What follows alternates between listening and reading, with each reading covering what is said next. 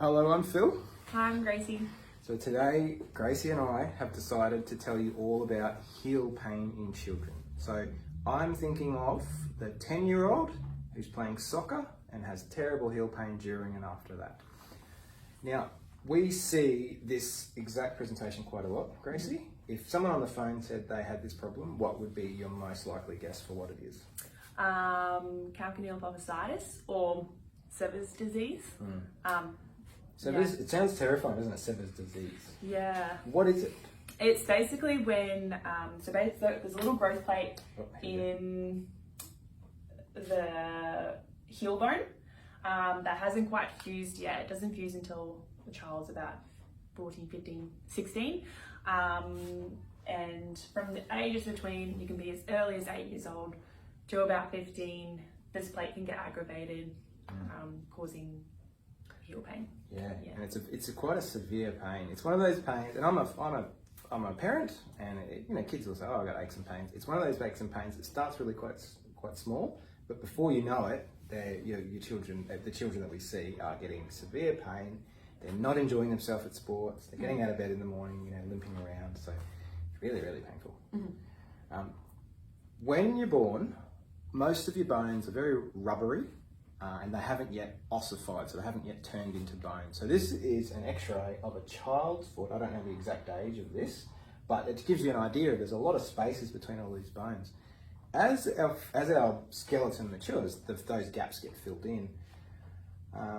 This is around, I believe, about 11 or 12 years of age, this x-ray, and you can see that growth plate that you're talking about, Gracie, here, is still not completely attached and hasn't become one bone yet.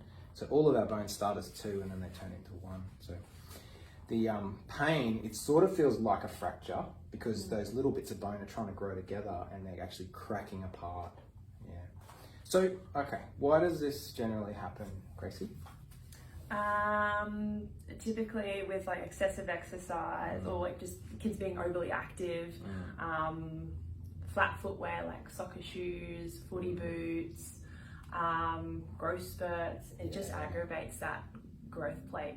And you can see it on the field when the kids playing, they're just limping. They're limping, it's very, and it's interesting, this age, you see boys and girls, they go through these growth spurts, their bones are growing faster than the tendons and ligaments can keep up with, so they get very tight in their muscles.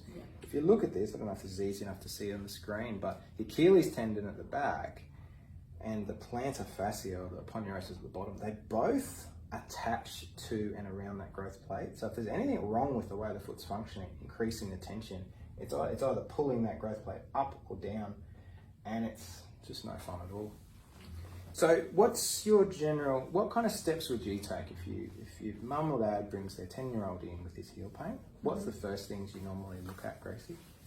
We look at biomechanics, how they're walking, if anything's abnormal. We look at their footwear, and what kind of activities they're doing, how much. And if we're going to do something to help with that pain, what are the first things you would normally look at changing in their footwear? Just the support most of the time, even just simple stuff like heel raises. They've got tight calves, so lots of calf stretching.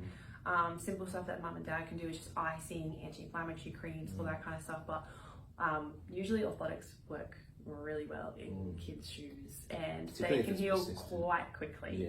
Within like a couple of weeks, kids come back saying no heel pain.